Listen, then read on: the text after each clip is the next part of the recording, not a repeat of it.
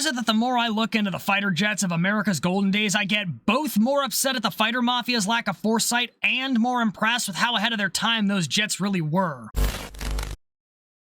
Today we're going to talk about America's most popular multi-role fighter jet, the F-16 Fighting Falcon, aka the Viper.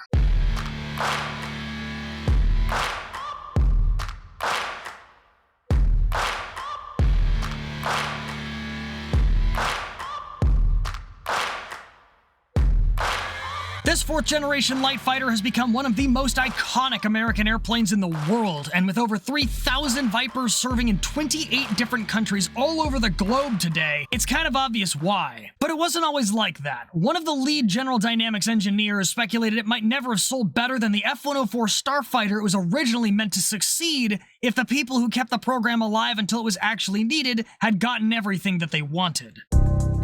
The story of the F-16 actually appears to have started right around the time of the start of the F-15's FX program in 1965, in the form of the Advanced Day Fighter, or ADF program. Basically, the US was looking for a dedicated light day fighter with better performance than the MiG-21 that would follow in the footsteps of the F-104 Starfighter concept. But when the Soviet MiG-25 Foxbat showed up in 1967, the US had its well-known Code Brown Toilet Deluxe that led to the F-15, where the US decided performance mattered more and shelved the ADF program, at least until the fighter mafia got a hold of it. And the prodigal asshole returns. I know, I'm getting there. The fighter mafia decided they didn't like how complicated the FX was getting, and by complicated I mean they didn't like that it was designed to fight at BVR ranges with its radar, long-range missiles, and whatever other weapons they could bolt on. Basically, they didn't like the idea of making a machine that could run death donuts around whatever chuckle nut that was stupid enough to get in front of it, which I think we can all agree that history has proven to be a pretty stupid idea. So when they learned about the ADF program, the fighter morons latched onto that thing like a kid latches onto the candy bag on Halloween and relabeled it the FXX program. They would go on to propose a 17,000-pound single-seat, single-engine fighter with a light internal cannon and 2 Sidewinder missiles that would cost about $2 million per unit, which they tell me is supposed to be cheap, but I mean, after you strap the million part to the price tag, I kind of stopped paying attention. But the reason they could plan the cost to be so low was the F-16 was the first fighter plane in a while not designed for top speed. The Mafia looked at the conventional fighter logic of the day like a celebrity stalker looks at their boyfriend. They want that thing out of the picture. Instead of making it higher, better, faster, stronger, the fighter mafia wanted the FXX to be made for dogfighting, which according to previous data, typically occurred within the region of no altitude to 30,000 feet, and high subsonic to transonic speeds, those being Mach 0.6 to 1.6. This meant they could do away with a lot of structural reinforcements made for high speeds, which would save money and weight.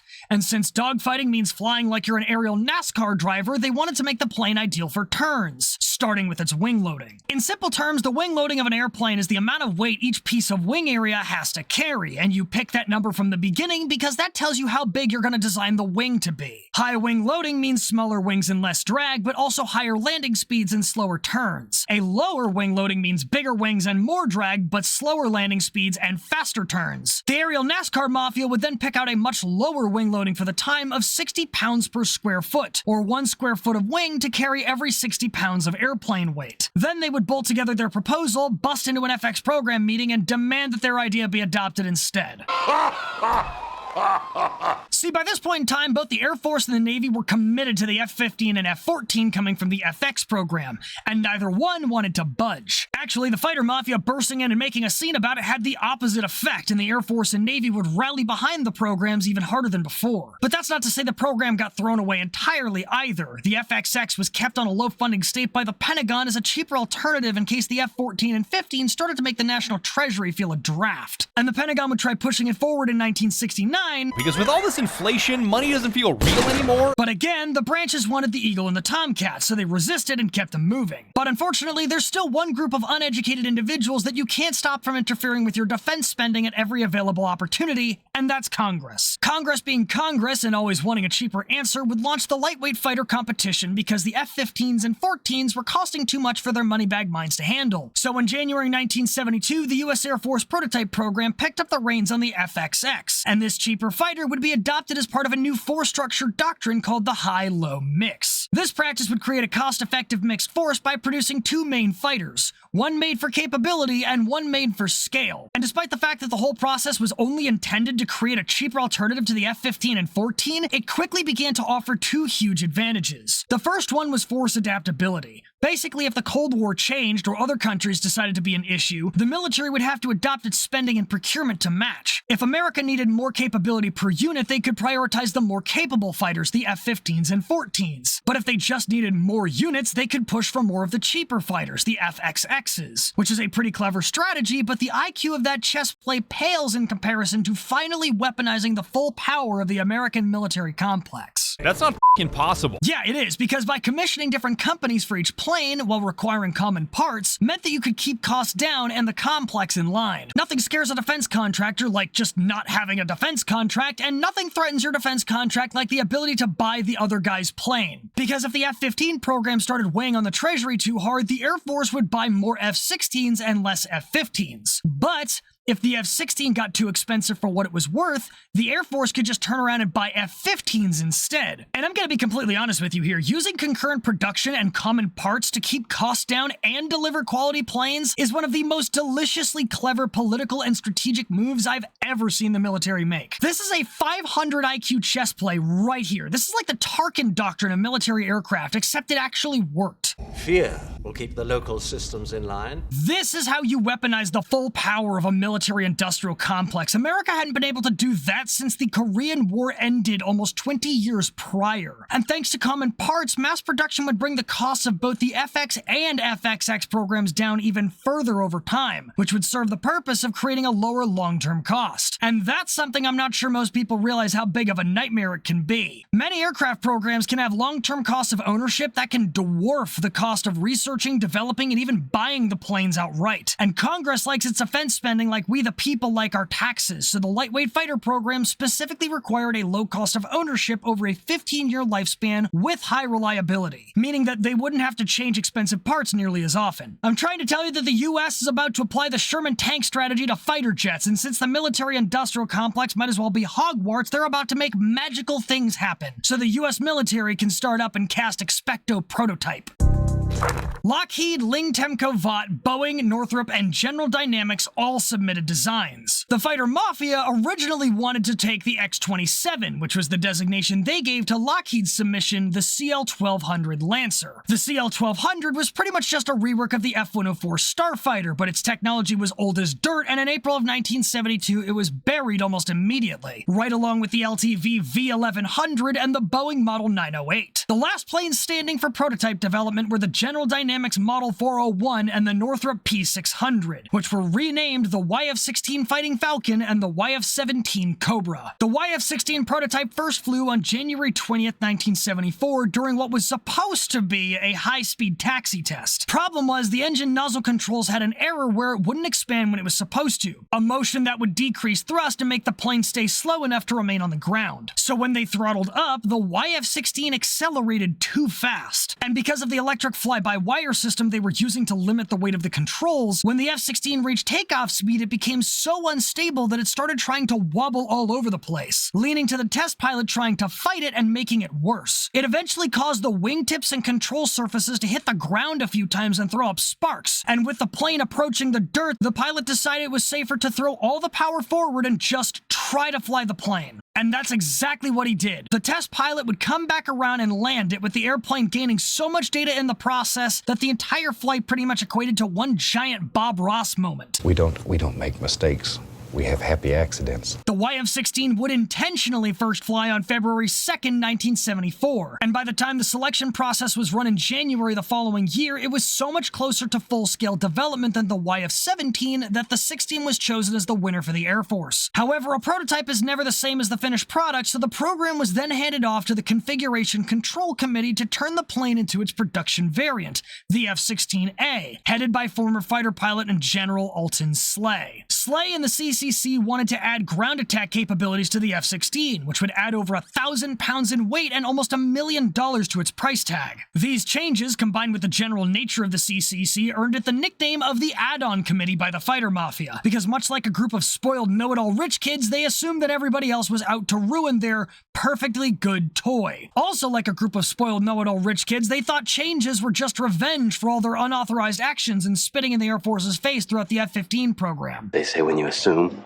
you make an ass out of you and me. Because in their infinite wisdom, a group of people spearheaded by a jazz musician, a civilian mathematician, and a fighter pilot that was never allowed to take lead in actual combat, was restricted to commanding in civilian leadership positions and had a habit of physically assaulting people he didn't agree with, thought that they, combined, somehow knew better than an Air Force general that had flown the P-40, F-86, F-89, F-94, F-104, F-105, F-111, F-4, A-37, and then some. This man has been there, done that, and has all the t-shirts to prove it. Slay was in Vietnam, in the planes that Boyd would not shut up about, all while Boyd was sitting in an air-conditioned unit somewhere stateside writing a fucking college thesis that he didn't even do most of the work for. Hell, this man had done flights in an SR-71 Blackbird and was fully qualified for 82 different planes with 181 combat missions in Vietnam alone when the restriction was 100 and over 9,000 flight hours. He kept flying the F-15 even as a 4-star general right up until the day he retired. Do you know how gangster you have to be a 4-star general who is responsible for full-scale units, paperwork, strategy, doctrine, politics, and then some, and still find time to be out there flying a fighter jet just because you can? This guy is in fact him, and somehow the damn breakfast bunch over here thinks they both love and know fighter planes more than he did. Bro, go to jail. General Slave realized that the agility characteristics of the YF-16, which, quote, almost gave him a heart attack when it pulled out of a split S at 2,700 feet, were incredibly important in the ground attack role. Remember, he was a pilot in Vietnam in F-4s, which eventually took over the suppression of enemy air defenses or SEAD mission from the slower, much more sluggish F-100s and F-105s. Even the F-4s, while much faster, were still, as the pilots called it, dancing with death, trying to evade surface-to-air missiles and destroy their launchers at the same time. It's like trying to rub your belly and pat your head at the same time, and without precision ground attack computing power, the losses were staggering. If the US could combine that precision weapons targeting with the F-16's agility, they could have the best counter-air platform in a while or ever, hands down. Slay was so aware of this potential that he stated that when it came to the F-16, the Air Force, quote, got more than we paid for in a multi-purpose capable airplane. Pause. Do you understand how rare it is that the US government can honestly say that they got a quality product from the military-industrial complex for a bargain? That's like saying you bought a bar of 24-karat gold at your local dollar store. Plus, the added radar would improve it from a day fighter to an all-weather fighter so it could handle messing about in any sky other than clear ones, which is kind of important. Back in World War II, the Luftwaffe preferred to attack in overcast weather because they knew the US Army Air Corps had a lot of trouble finding their targets through that kind of sky, and cloudy weather was a lot more common over Europe. Not having the all-weather capabilities on the F-16 in a modern fight would make it basically nothing more than a multi-million-dollar paperweight. Finally, not one to have their potential blue-balled after the crapshoot that was Vietnam,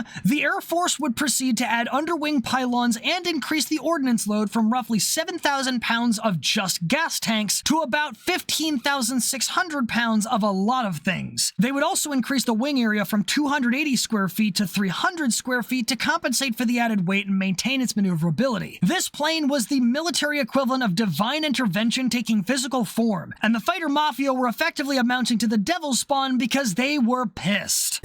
John Boyd, Pierre Sprey, Thomas Christie, and pretty much the whole fighter mafia rage quit when radar was added to the plane. They wrote multiple letters to senior leadership claiming that their perfect fighter was ruined and a far cry from their envisioned fighter, and that the Air Force needed to restore the character of the airplane, which is absolutely hilarious and stupefying in retrospect, considering that a lot of people mistakenly credit John Boyd for creating the OODA loop. It was technically invented by Eric Hartmann from World War II, but that's neither here nor there. Boyd invented the OODA loop, observe, orient, decide, act, after trying to make the F-16 without radar. You know, the system you need to observe fucking anything at all. Good luck fighting the enemy that observes you first with their radars, because the last thing you're going to observe is the flying shaft you've been assigned by it to enjoy so much you could die. They're going to have to glue you back together. The only Mafia member who really stayed with the program and was later bashed by the fighter morons for being more understanding, God forbid, was General Dynamics engineer Henry J. Hilliker. Hilliker would later be acknowledged as the father of the F-16, and in an interview he acknowledged that if they hadn't developed the F-16 beyond a dogfighting day fighter, they may never have sold more than 300 of them, the same as the number of F-104s bought by the US during its short and disappointing lifespan. It also probably wouldn't have naturally attracted foreign buyers. During congressional hearings in front of the Senate in preparation for fiscal year 1976, the Air Force noted that 4 countries were already interested in purchasing the airplane, provided they could domestically produce parts of it there. Those countries were Denmark, the Netherlands, Norway, and Belgium. This group and the US would produce 384 F-16s for their own use, made from parts produced in all 5 countries. Portugal was interested in joining this consortium, but there were concerns that it would turn communist soon at the time, and so it wasn't included in the plan at first. However, they didn't do that, because while Portugal might not have the highest GDP out there, they can still recognize that communism tends to make that metric significantly worse. Portugal would eventually join the list of over 31 operators worldwide in the F-16 service history, starting with the US's single-seat A's and two-seat trainer B's achieving initial operating capability in January of 1979.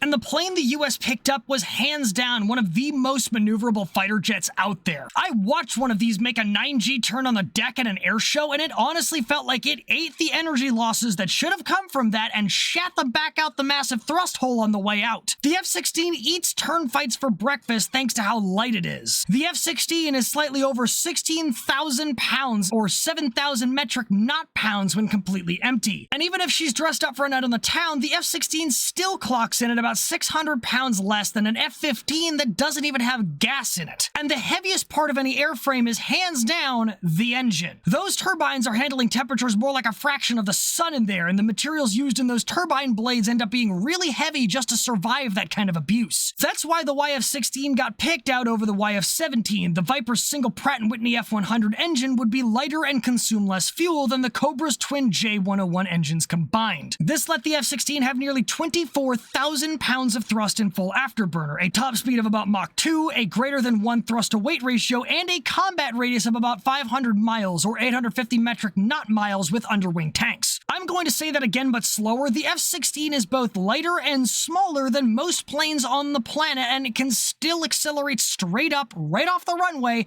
and give sound an existential crisis. Uncle Sam ordered a light fighter, and instead he got a war machine built for the sole purpose of maintaining foreign relations with the laws of physics. Greetings.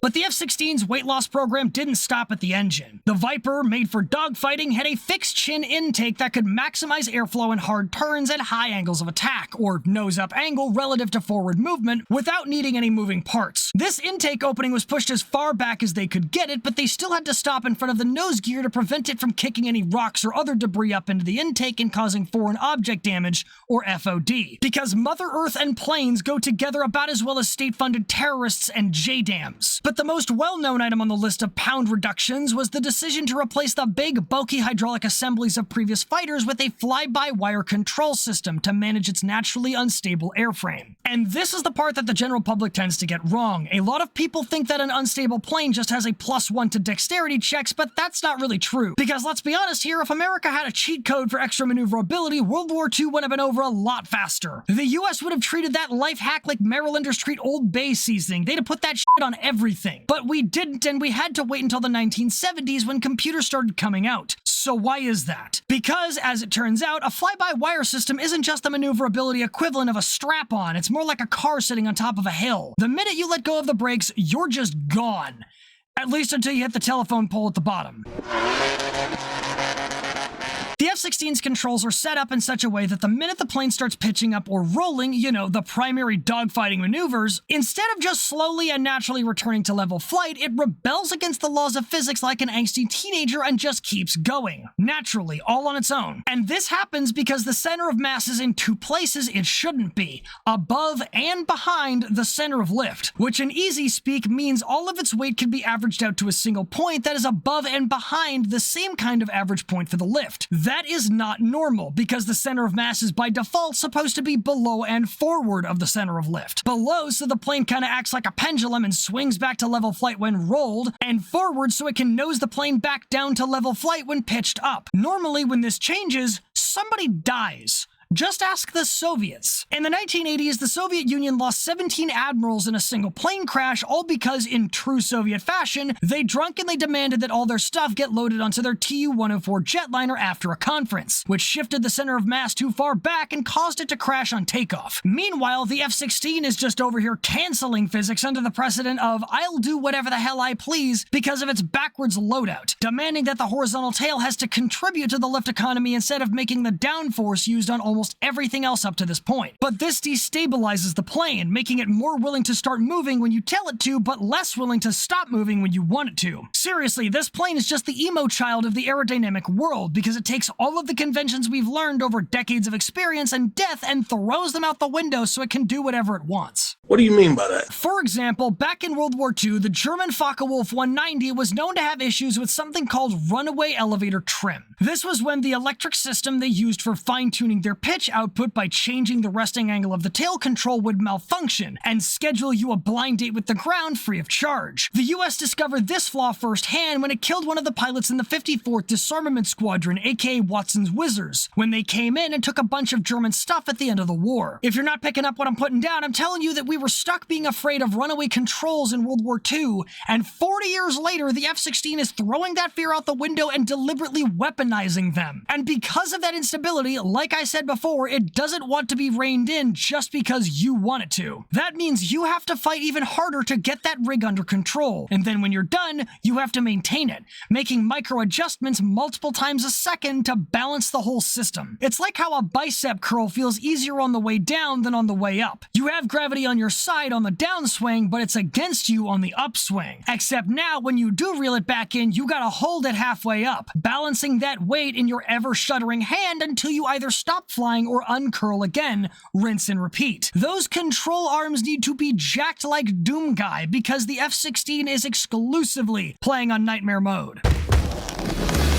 And the cool thing is, those flight controls aren't even limited to the standard surfaces, you know, ailerons, rudders, and elevators. The F-16's flaps and leading edge slats will also automatically flex in response to changes in the plane's energy state. So if it's in a turn, the onboard flight computer will auto-deploy those at just the right amounts to optimize lift and minimize drag. The flight computer and fly-by-wire system also carry the aircraft's artificial limits, capping the F-16 out to 26 on its degrees of angle of attack, or AOA, and 9 on its G-forces. And both of those were extremely possible to fly with, considering the plane was built like a dagger with a piece of living room furniture in it. The dagger shape might make it distinctively mean looking, like it'll literally cut through the air and your lifespan, but the flanges out front serve a purpose. Those are called leading edge extensions, or leading edge strakes, and they solely exist to make God look down from heaven and say, "No, this isn't how you're supposed to play the game." Because the entire point of the strakes was to manipulate the properties of airflow over a wing to create vortices, or spinning cones of air that take the airflow that should separate from the wing in really hard turns and suplex it back down onto the wings to keep the plane controllable. However, if they weren't designed carefully enough, there was a risk of those vortices mucking with the rudder controls.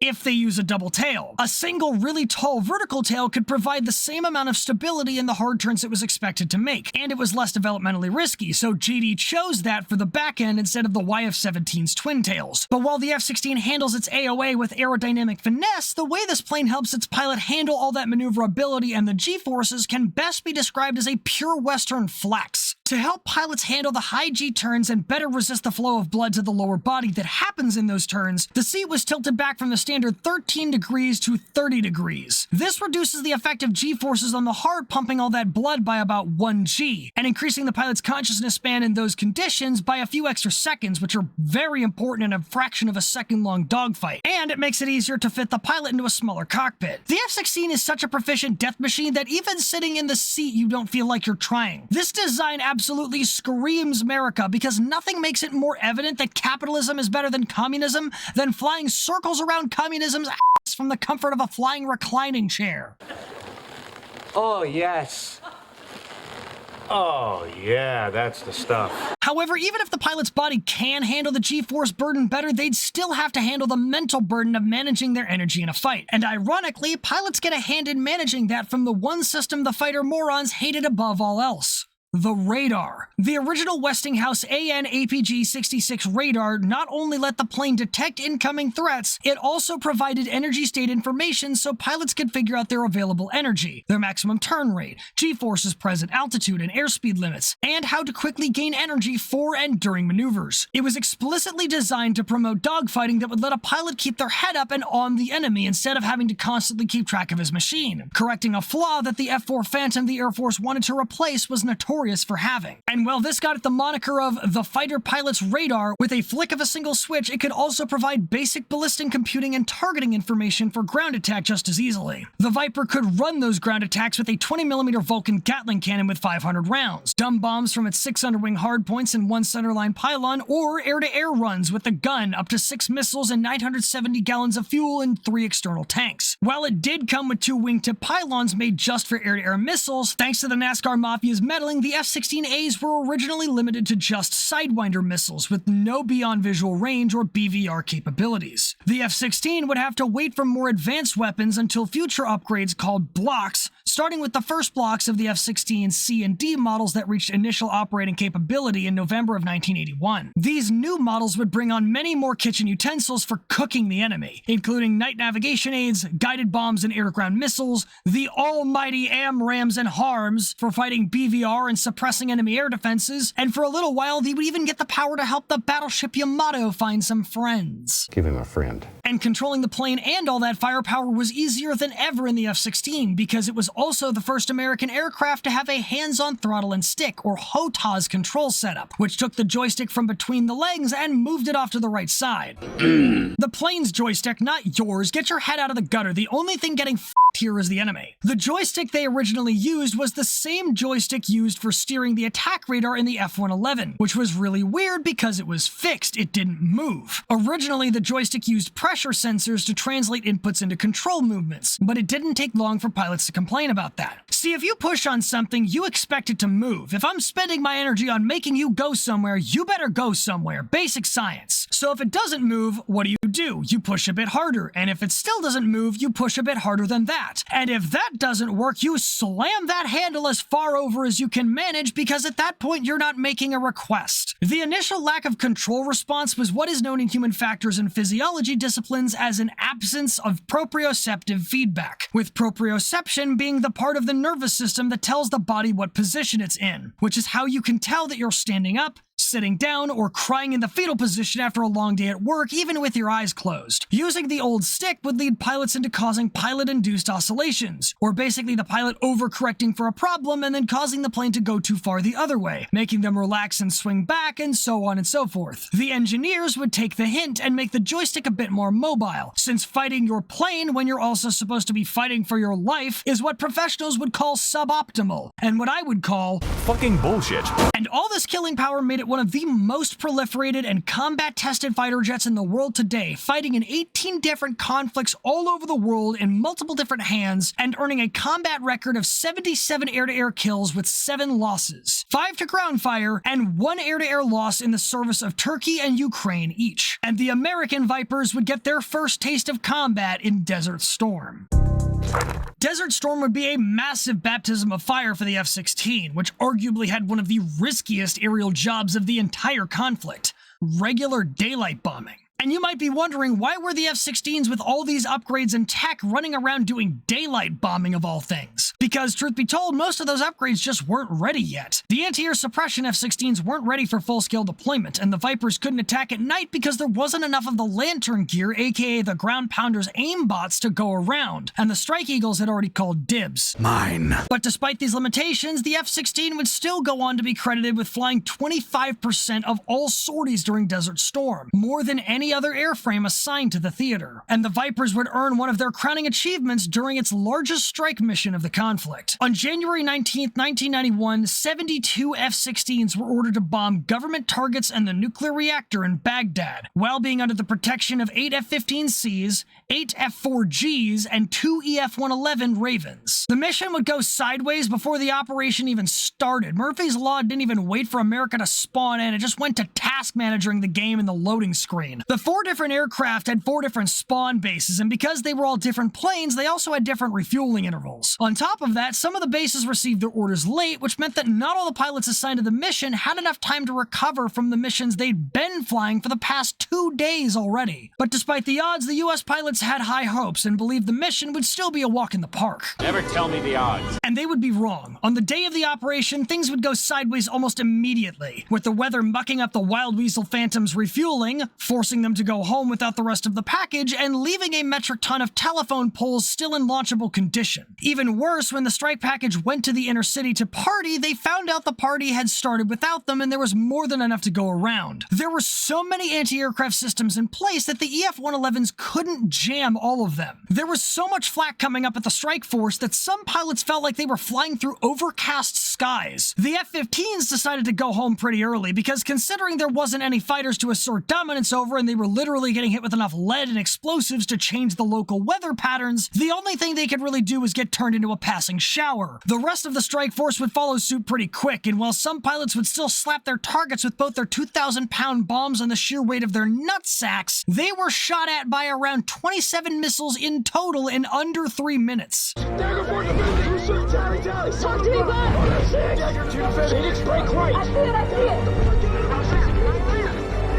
And while the US pilots were trained to avoid the missiles by overloading it with hard maneuvers 4 seconds before impact, those SAMs would still shoot down an F-16 flown by Captain Mike Roberts, damage or splash a second, and mortally cripple a third flown by Major Jeffrey Tice. But one pilot, Major Emmett Tullia, flying under the call sign Stroke 3, would not only put his bombs on an oil refinery and come home alive, but he would also dodge getting shot down by 6 different surface-to-air missiles. On Tullia's approach to target, he was locked and fired by an SA-2, at which point he dodges the missile and punches countermeasures in textbook fashion. The missile goes by, but it goes by a little closer than it should have, and in the back of his mind, he feels like the countermeasures just aren't doing their trick. He clears the refinery Off the fucking map. and turns south to get the heck out of Dodge, only to realize he's being shot at again by not 1, not 2, but 3 more missiles, this time SA-3s. He dodges all 3 of them, pulling around 6 Gs each, punching his countermeasures, still not feeling like they're doing anything. Then he gets locked by a 5th missile, and this time instead of an older SA-3, it's a more modern SA-6. He puts all the marbles behind this one and crushes himself into the seat at 6.5 Gs to pull clear, and it doesn't look like he's going to make it. The SA-6 closes in and he groans out over the radio as it moves in for detonation, and the missile passes by him so close he can hear the missile's rocket motor through the cockpit and over the sound of his own plane. Tullia doesn't even get time to process all this because he immediately hears the alarm from missile number 6 screaming in from downstairs. And at this point, he's been turning and burning so hard his plane's almost out of energy. He has to dive down into the literal storm of AA fire to pick up speed, after which he both dodges the 6th missile and comes home without a scratch. He comes home, he lands, and at this point, he is not pleased with his countermeasures. They didn't do anything, and he just had to fight his way through 6 missiles on what felt like maneuvers alone. So he has the maintenance crews look him over and check him, and they realize it wasn't just him. They weren't working at all. Well, looks like you have everything under control here. Of course I do. F you. This absolute mad lad flew into an enemy force that was literally hacking their section of atmosphere, dodged 6 missiles and AA guns, still put his bombs on target, and came home with 0 countermeasures. This right here is what General Slay saw in the F-16 from the beginning that the fighter mafia had their heads too far up their own rears to acknowledge. The energy maneuverability and sheer agility of the F-16 was just as much of a solution to the surface-to-air problem as it was to the air-to-air problem. And speaking of the air-to-air problem, during Desert Storm, the F-16 racked up a grand total of 0 kills. The F-16 wouldn't actually score any kills in Desert Storm, and wouldn't score its first kill in American service until the follow-on Operation Southern Watch, one of 2 no-fly zones enforced over Iraq. This would also be the first kill scored by the AIM-120 AMRAAM, which was ironically enough launched against its big brother's rival, the MiG-25 Foxbat. But the reason I specified that was the first kill in American service is because, just like its big brother, the F-16's first kill would be scored by Israel over Lebanon in 1982. SEAD-capable F-16s wouldn't see their first mass deployment until 1999 during Operation Allied Force over Yugoslavia. 2 years later, a group of overzealous wingnuts committed the cardinal sin of touching America's landmass on September 11, 2001. And in the following minutes, as the airspace over the US was shut down and flights everywhere were grounded, F-16s were scrambled into the airspace over New York and DC with explicit orders to shoot down any civilian aircraft that wouldn't turn back. F-16s and other fighters were kept on a 10-minute alert with a minimum of 2 watching over the skies of New York and Washington, D.C., 24 hours a day every day until mid-April of the following year. The fear this event inspired was later used by the Bush administration to engage in Operation Iraqi Freedom in 2003. Under the later proven false pretenses of Iraq's dictator Saddam Hussein having terrorist connections and weapons of mass destruction, the US went in and actively overthrew him and his government, which was followed by just under a decade of counterinsurgency warfare in Iraq and Afghanistan as part of the global war on terror. It's an operation that still remains largely unpopular with Americans, civilian and soldier alike, but during the beginnings of this conflict, the F-16 would rack up its second ridiculous achievement, becoming the first plane to intentionally weaponize sound.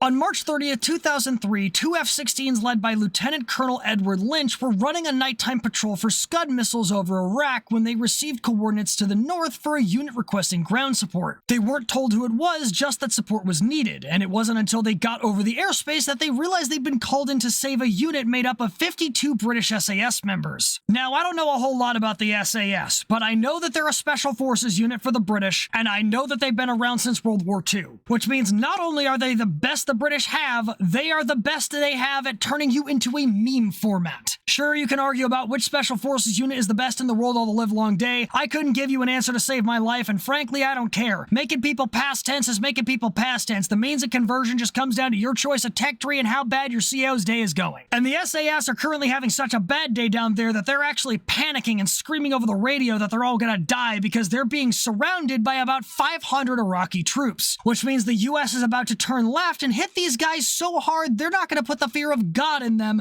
they're gonna put the fear of the US military in them. Because if God stays in heaven in fear of what he's created, they're probably why. Anyway, pass me that travel-size Jack Daniels. So Lynch calls out to the SAS over the radio to turn on an infrared strobe light to mark the targets, because it is a pitch black night and there is no light source for the F-16's NVGs. No moon, no stars, nothing. But they get nothing back from the ground. He calls out over the radio that he can't put down bombs without knowing where they are, so he doesn't hit them, but Lynch knows things are getting worse and he's got to do something. And that something is going to be the single last thing you want an American to do. Improvise. If you can't swing, then you bluff. The Iraqis know the coalition forces are operating with impunity in the air. If an airstrike comes down, it's not coming down on their side. So if they hear a sudden boom of any kind, the first thing they're gonna think is that they're being attacked and they'll run for cover and disperse to avoid mass casualties. Even if it's just a sonic boom. That'll do. Now let me elaborate how. When you fly fast enough, you will eventually get to that big boom that most people call breaking the sound barrier. The funny thing is, that's literally what's happening. A plane generates sound waves as a result of running, and you can tell because, well, you can hear it running on the ground. And an F-16 isn't exactly quiet. I've been to an air show where both the Blue Angels and a single F-16 performed, and I distinctly remember the one F-16 being louder than all 6 FA-18s in the Blue Angels demo structure passing by at the same time. The fighting Falcon literally screams, and when it approaches the speed of sound, the air pressure waves that our ears register and interpret as sound start to compress up in front. When you reach the speed of sound, they're all stuck moving at the same point in space, and that's where the magic happens. See, when you slam one car door, you hear it shut. When you close two car doors that are the same distance away from you at the same time, you hear them shut louder. Because when two sound waves of the same frequency overlap, they merge and amplify each other, making one really loud barrier wave of sound. Do this in a fighter jet that is constantly screaming at the sky with the force of 1,000 suns, and you get what sounds like a crack in the fabric of space-time that wants to skull f*** your eardrums. And if you couldn't see it, you'd have a hard time figuring out that something didn't just explode nearby. If you're not picking up what I'm putting down, I'm trying to tell you that Lynch is about to take inspiration from a butter brand and kick off Operation I Can't Believe It's Not Bombs. What? Not butter? He is going to take his F-16, bend it over towards the planet, and floor it, break the sound barrier on the way down, and then blue ball Mother Earth by pulling out harder than a minimum wage college student so close to the ground that the sonic boom will make the Iraqis think they're interrupting something. And because it's technically a non-lethal attack, even if he lands the shockwave on the SAS by mistake because, you know, it's dark out and he can't see where he's shooting, he doesn't have to factor in where he's putting the blast wave. It's genius, and it's the best shot he's gonna get. So he sends it. He flips over, gives sound the old existential crisis, and pulls out at around 3,000 feet. But he doesn't get a chance to hear confirmation over the radio because as he starts climbing back up, the Iraqis fire a surface-to-air missile at him. He would proceed to wild weasel his way out of the missile's targeting and make it back to base, where he then learned that thanks to him discovering how to use wind-style fake airstrike jutsu, the SAS operators were able to escape and get evac'd. And while F-16 still probably fly sorties over the Middle East to this day, it's also moved on to more proper opponents. In fact, it's moved on to its intended opponents, by fighting the Russians over in Ukraine.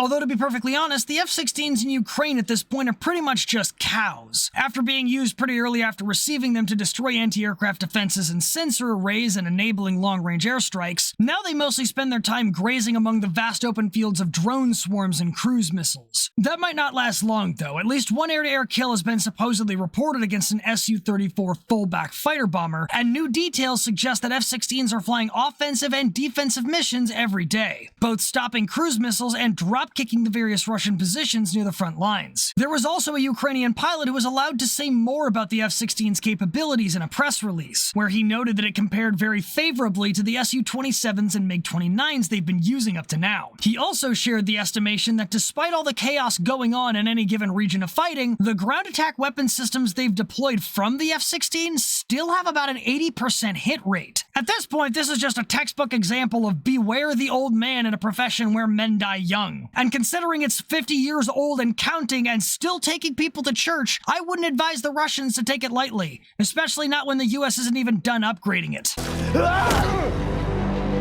Got more than enough fight left in me for you, boy. The F-16 may have already retired from Norway's Air Force in 2022 and from the Air Forces of Israel and the Netherlands in 2024, but the US isn't so ready to give up on its fleet of over 1,000 F-16Cs and Ds. In fact, they plan on keeping the F-16 operational through 2040 and beyond. The F-16s currently in US service make up about half of all the airborne cans of fighter whoop-ass the US has in stock. And while the F-35 meant to replace it is incredible, it's being acquired too slowly, and the idea of an all-stealth Air Force is just way too expensive. America's gonna have to make the most out of what they've got. And we said it before, and we'll say it again, that means they're gonna have to do the last thing you want an American to do. Say it with me.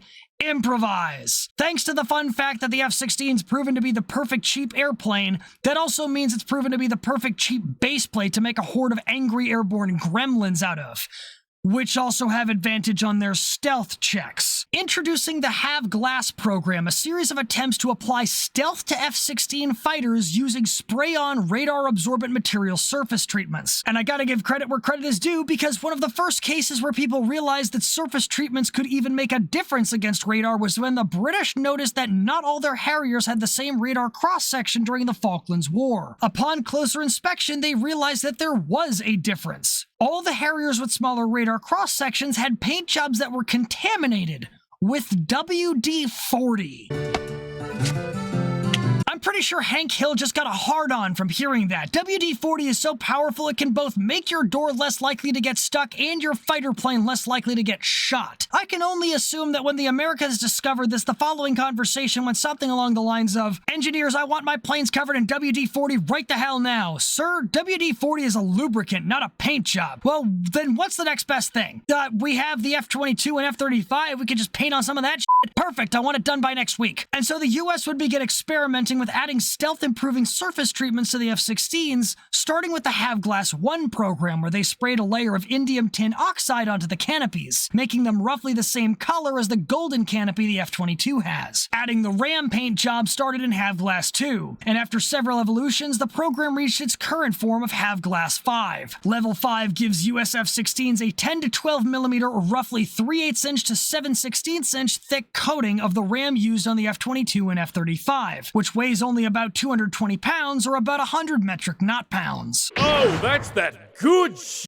And you might say that applying all of that is good, but how effective was it? I am so glad you asked. Just the Have Glass 1 and 2 programs were reported to bring down the F-16's untreated radar cross-section of about 5 square meters by roughly 15%, making it about 4¼ square meters, likely without additional weapons. Which is nice and all, but multiple reports supposedly estimate that the level 5 coating brings the F-16's radar cross-section all the way down to 1.2 square meters, which is really close to the popularly reported 1 square meter of Russia's stealth fighter, the Su-57, although radar simulations of the Felon's airframe without Ram actually point to a very rough average radar cross-section of around 0.75 square meters. Don't get me wrong, it makes sense that the F-16's bigger because it's not a 5th-generation platform designed for stealth from the ground up, but the fact that it even comes anywhere near the ballpark of what Russia calls its best is either a testament to American military engineering or to how pathetic Russia's tech really is, probably both. We're just flexing the capitalistic muscle at this point, and the US isn't even stopping there. But I'm not done yet. Not too long ago, Lockheed announced the creation of the F-16 Block 70s, aka the F-16Vs. These are the most up-to-date F-16s with improvements like an AESA radar, infrared search and track, automatic ground collision avoidance, conformal fuel tanks, a longer service life, and a lot of other situational awareness and data systems upgrades. Granted, however, this does make it heavier and harder to handle, but Lockheed isn't ready for this plane to retire until the 2060s. There is a genuine possibility the F-16 might outlive the buff, and all of this is also being offered to existing F-16s globally via the Viper upgrade kit, meaning that it's not even America that people can't even afford to play games with. If a bad guy sees an F-16 anywhere in the world, they might not want to get its attention. So in summation, if you look up in the sky and you see a dagger with wings screaming overhead, I suggest you hide, because it doesn't matter if you're a tank, a SAM site, or just a trigger-happy moron, you will not survive the Viper's bite. Thank you for watching. We got merch and other links in the description. I highly recommend the t-shirts. They're very comfortable. And if you like what you saw, please consider checking out some of my other videos. You might like what you find. Until next time, dismissed.